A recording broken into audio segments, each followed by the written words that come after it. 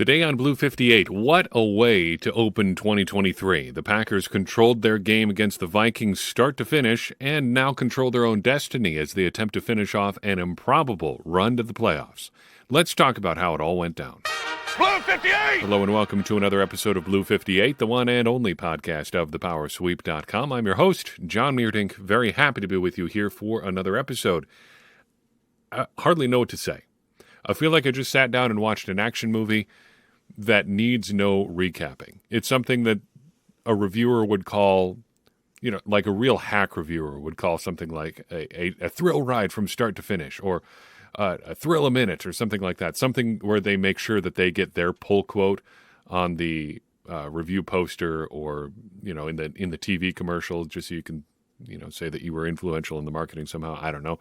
But that's how it feels, because the Packers needed a win in this one. They're going against a pretty good team in the Vikings, and we talked about what the Vikings are as a team, and I don't think it's overselling it to still say that they're a good team, because you don't get to 12 wins unless you're a pretty good team to begin with. And yet, here are the Packers coming up with improbable way after improbable way to continue to bury the Vikings throughout this game. We talked pregame quite a bit about luck. Luck has a big part in football games. The ball bouncing your way, the weather being a particular way on a particular day. I mean, just as an example, how different is the Packers playoff game last year against the 49ers if it's an unseasonably warm 35-degree day in January? Is it different? I think it certainly could have been.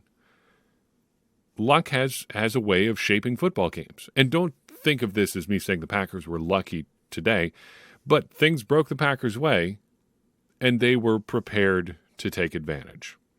There's a saying that goes along those lines, that fortune favors the prepared.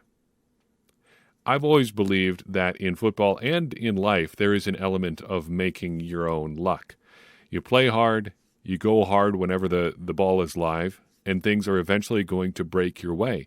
And if you have that approach consistently, and you're prepared and ready to play hard and give it 100% on every down, I think in the long run, things are going to break your way more often than not. And things went the Packers' way today. Think about how improbable that would have sounded early. Game starts with the Packers forcing a 3-and-out. Then they quickly turn the ball back over to the Vikings via a blocked punt after a 3-and-out themselves. Suddenly, the Vikings have the ball deep in Packers territory. And then the breaks begin. The Vikings lose their center. TJ Slayton blows up a play.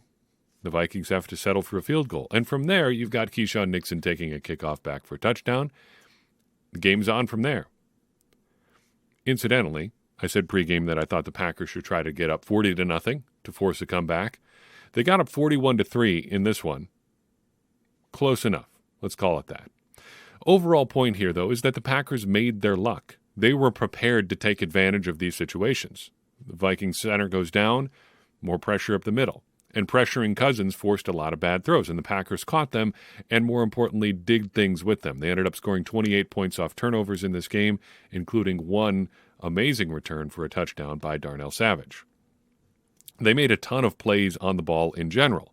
We track our ball hawks week in and week out. Packers had 16 of them in this game. Would guess that's probably a season high. I don't have all the numbers in front of me. If not, it's right up there. They're surpassing where they were last week with 13, I believe.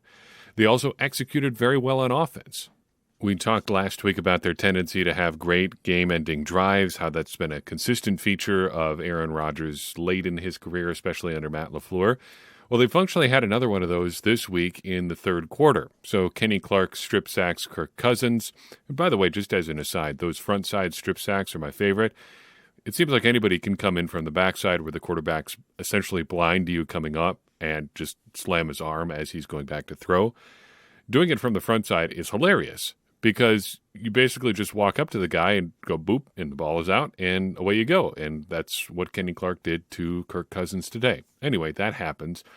The Packers get the ball, go 12 plays, 71 yards for a touchdown. More than 7 minutes come off the clock. As functionally they're up 34-3 just to start the fourth quarter because they go in for the touchdown just as the fourth quarter starts. You can say goodnight at that point. It's done. It's all but academic for the Vikings at that point, even though we know that they are capable of putting up a lot of points in a fairly short amount of time. 31 in a single quarter is a big ask, and that was it for the Vikings at that point. But all those things together, that's how you make things happen. You execute, execute, execute. You keep pushing, you keep pushing, you keep pushing. You lean on your strengths.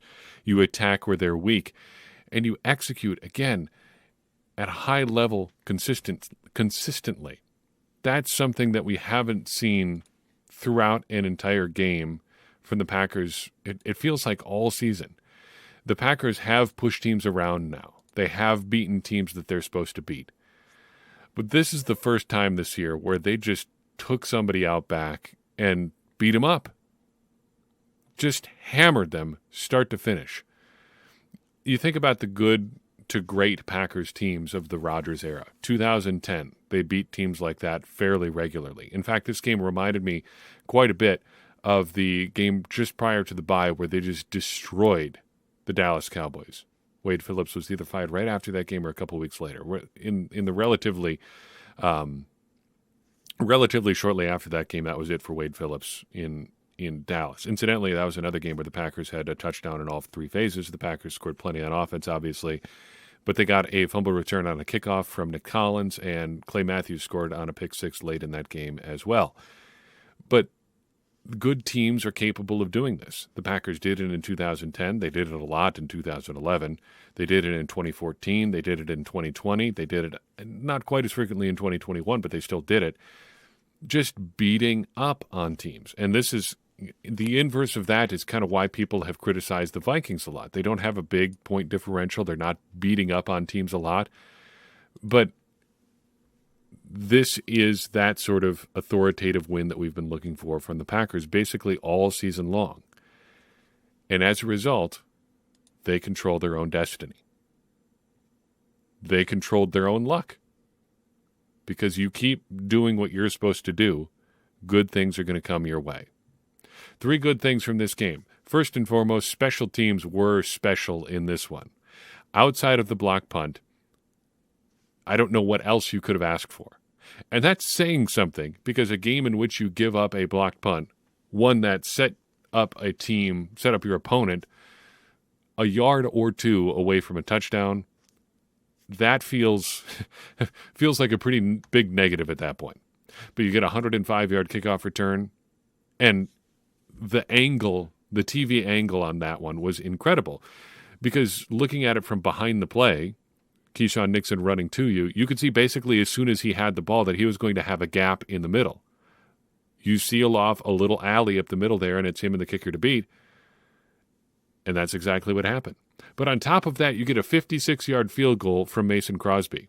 Crosby, whose body seems to be breaking down a little bit more on a weekly basis, the function of age, not anything he's doing wrong, or a function of him being mixed up in the pile or something like that on a regular basis. But Mason Crosby out there 56 yards, you could almost see him sizing it up like, I wish we could have gotten 5 more. That would have been great. But puts it through the uprights. Funny that it came down to that to end the first half on a week where the Packers elevated a kicker from the practice squad to have him out there. Ramim Zamed didn't end up even participating in the game, apparently a little bit dinged up in warm-ups. Crosby out there prepared to hit a 56-yard field goal. I wonder if Ahmet would have taken that kick had he been healthy enough to play. We'll never know. But Crosby did it. And truly special teams game for the Packers in this one. On offense, I really liked what I saw from the run game in this one. 7.9 yards per attempt for Aaron Jones. The Packers kept going to it, and they kept delivering. We talked pregame about how the Packers shouldn't be afraid to pass, how they had to pass efficiently. I'm not sure they quite got to passing super efficiently. Seemed like, again, a week of some missed opportunities there down the field. Never seemed to really click on a regular basis, whether that's Aaron Rodgers' fault or the fault of the Vikings pass rush or something like that. I don't know. It looked like there were opportunities to be had there, and the Packers did move the ball fairly well, I thought, through the air. But the run game, they never got away from it, kept chipping away. And my favorite of many great plays was what looked to be a split zone look with Randall Cobb doing the kick-out block as opposed to a tight end. Randall Cobb getting in there with the chance to dig out a defensive end in the run game and doing it, leading the way for a good Aaron Jones gain. Again, I feel like we've said it a lot about this Packers-Vikings game, both before and after. What else do you want? Finally, and we mentioned this in the section about the Packers controlling their own luck, but pressure played such a big part in this game for the Packers defense. They ended up only getting 2 sacks, but they also hit Kirk Cousins 8 times in this game. Jaron Reed, Justin Hollins, and J.J. Enagbare all had 2 apiece. Reed has really come on of late, has proven to be a fairly productive player down the stretch. I would say these 2 games were his best 2 of the season, this week and last week. I almost have to wonder if he's better with Dean Lowry out there. Does he get different looks as a pass rusher when there's guys other than Dean Lowry soaking up other blocks out there? I have no evidence for that one way or another. I haven't looked closely enough at what he's doing when he's on the field. But I wonder what kind of opportunities he's getting with say, Devontae Wyatt out there or TJ Slayton out there as opposed to Dean Lowry. It's a variable that's changed, and I feel like you at least have to mention it here. In terms of the bad stuff, we could fixate on the block punt if you want, but I can't think of 3. I don't have 3 for you. I do kind of feel like we need to give a special section to Jaire Alexander because he's been a bit of I don't want to say up and down player this year. I don't even know how far down he's been because I don't feel like when he's struggled, it's been 100% because of what he's done on the field. It feels like this year he's been put in situations where he's been asked to do stuff that either doesn't make sense at all or isn't well aligned with what he does well. But he has still been the same old Jaire Alexander, and maybe even a little bit more on edge or with a little bit more of an edge to him. I kind of like vocal Jaire Alexander. I kind of like there being a guy on the Packers defense that other teams' fans hate a little bit.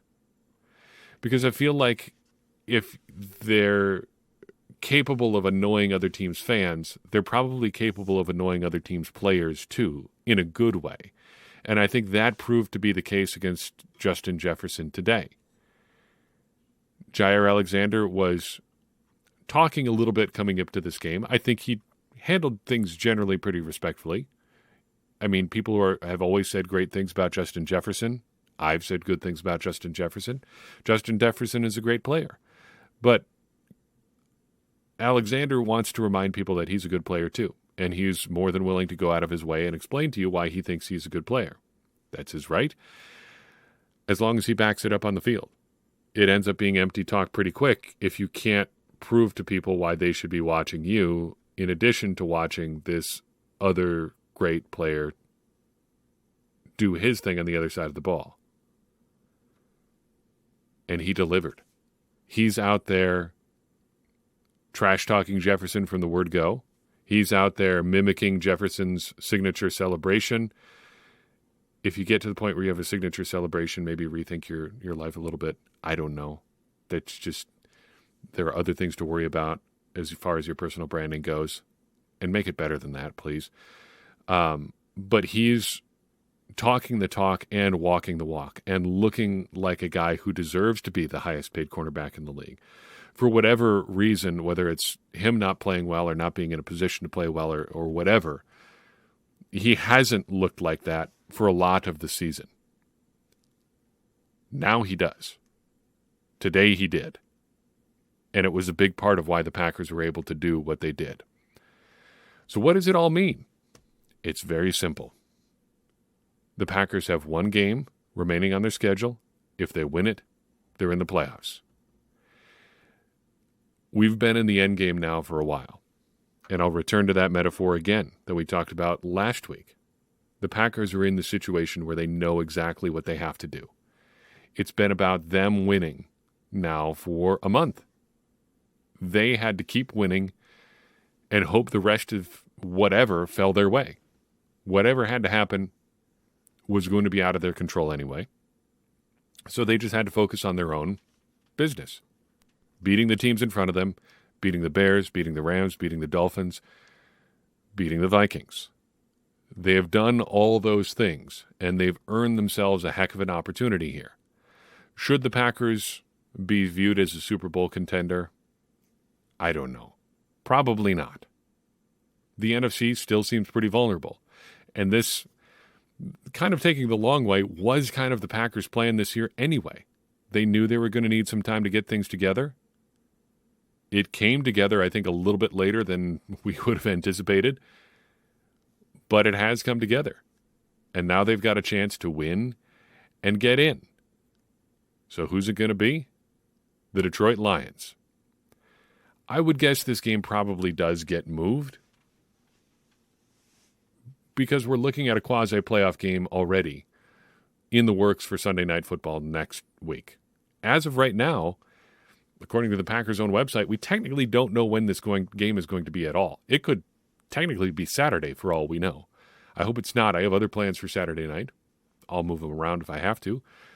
But I'm thinking this is probably going to be a Sunday Night Football game because it looks like the only win and they're in situation going in the league. If the Packers win, they get in. It doesn't matter what happens with the Seattle Seahawks or the Washington Commanders at this point, because if the Packers win, they get the final playoff spot.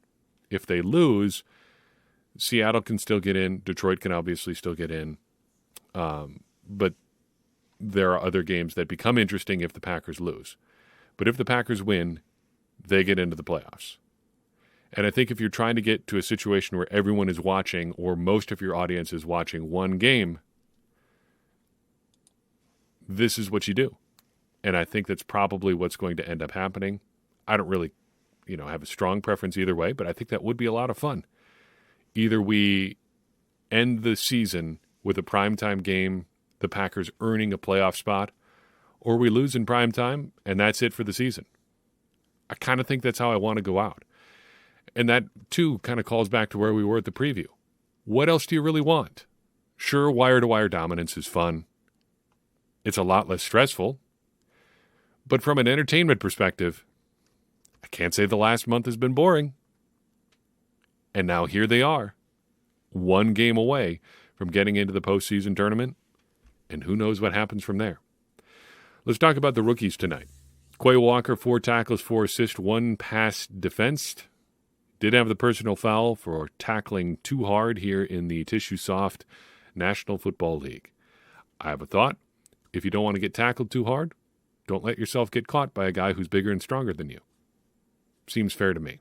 Devontae Wyatt, 1 tackle, didn't notice him too much. I am interested to see what his snap counts end up being tomorrow. So let's wait and see to fully, talk about his game. Christian Watson, pretty quiet game. I don't know if this was the case, but he kind of looked to me like a guy who was on a pitch count. 1 catch, 11 yards on 5 targets. They were trying to get him open deep. It did feel a little bit like week 1, where they knew they didn't have the full version of Christian Watson. They just tried to do what they could with what they had, and if nothing else, he could run fast in a straight line. So they were trying to get him to do that a little bit. Just couldn't connect on a couple of those deep shots, though it did look like, at least on one along the right sideline when they were going right to left, as we see them on the TV, like he was open, like he had beat Patrick Peterson. Rodgers just missed him a little bit outside, though I don't know the exact full factors of that without seeing, the all-22 on it or whatever. But he didn't have a shot at that one, it looked like. They still went back to him, and I think that's almost as important as him catching those passes too. Sean Ryan still suspended. Nothing to say about him at this point. Romeo Doubs, 3 catches, 20 yards. It's looking like the book on Doubs is that you just man him up and beat him up a little bit off the line. He needs a little bit of work on his body, needs to fill out a little bit more, because if I had to describe him in a word right now, it would be willowy. He's long, he's lean, and it shows in the way that he runs routes sometimes, because it seems like he can be redirected pretty easily. Zach Tom, what can't he do? He ended up at right tackle today. Josh Nijman was moved off the offense today. I haven't tracked down the full explanation on that just yet as of this recording. I imagine there is a reason for that, because Nijman was still playing on special teams. Were they just going for a little bit of a different look? I'm not sure. Interesting that he was moved, and interesting that Zach Tom ends up playing right tackle and not Royce Newman. I think that's a positive sign. And now Tom, I believe, has played both tackle spots. We know that for sure. And both guard spots, I think, at times this year, because he did have some spot duty at right guard just briefly earlier this year, in addition to starting a game at left guard at a point this year. They've got themselves a mini Elton Jenkins here. And as Zach Tom should know, after what happened for Elton Jenkins in the past week to 10 days or so, that is a potentially pretty lucrative career path. J.J. Enagbare, 1 assist on a tackle, 2 quarterback hits today. Also nearly sniffed out another screen to his side. Forced Cousins to wait on a throw as they were trying to set up a screen.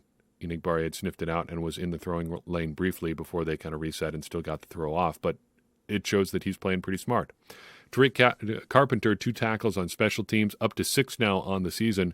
Pretty darn good for a rookie who looked like he couldn't play at times in the preseason. Jonathan Ford. Interesting, and I know we kind of have made this into a bit of a trope on this podcast, but I thought it was interesting that he didn't play this week in particular. No Dean Lowry, figured like he had a road to getting to the 53, not the 53-man roster, the actual active roster, the 46-man or 48-man or whatever it is now, game day roster. But no, inactive again. And I wonder if it wouldn't have been for what the Packers were trying to do with Ramiz Ahmed, if he would have been active. Maybe that was the final call there. I don't know that one way or another, but I suspect it was something pretty close to that. But thought we were going to get him this week. Did not. Rasheed Walker, inactive this week after getting some snaps recently. And Samori Toure, active, but had no recordable stats for this week. Clear out the notebook here, and then we will let you get on with your victory Sunday evening or Monday. Happy New Year, by the way. What a way to start off 2023. Uniform review is where we always start. The Packers, 4 out of 4. I don't know, again, what else you want from the Packers here. Looking great at home. This is how the Packers are supposed to look late in the season.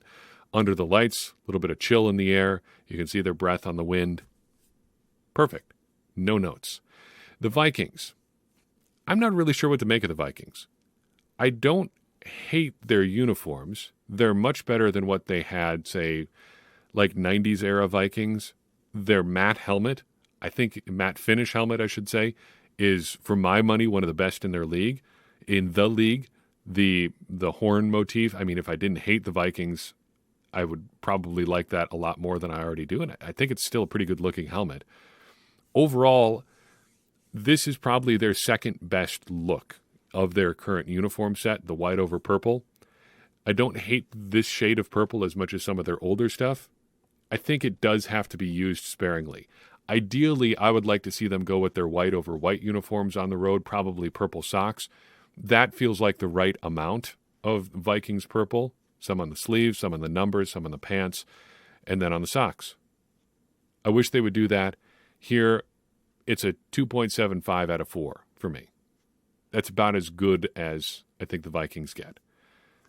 I also like that, just as a note here, that the Vikings have asymmetrical pant stripes. We mentioned that a couple weeks back with the Eagles. I like it here for the Vikings too. It's just unique and a little bit different. It's a way to change things up a little bit. The matchup, 1.5 out of 2. It feels like a matchup that is greater than the sum of its parts. The Packers look great. The Vikings look okay. Overall, it just comes together. 1.5 out of 2. Final score, 8.25 out of 10. It doesn't feel like it should be this good. I don't know why. But I think the Vikings yellow kind of helps tie the whole on-field ensemble together, because essentially it boils down to you just having green, yellow, purple, and white on the field.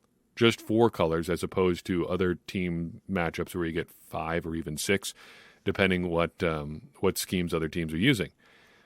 It makes it a lot more simple, and I think that is a positive thing, and it ends up looking pretty good. Elsewhere in the uniform world, and I'm sorry if your mom listens to this podcast, Olisamaeka Udo for the Vikings, one of their offensive linemen, number 74, wore a neck roll. You never see those anymore. I love that. That was terrific, and he had an enormous one.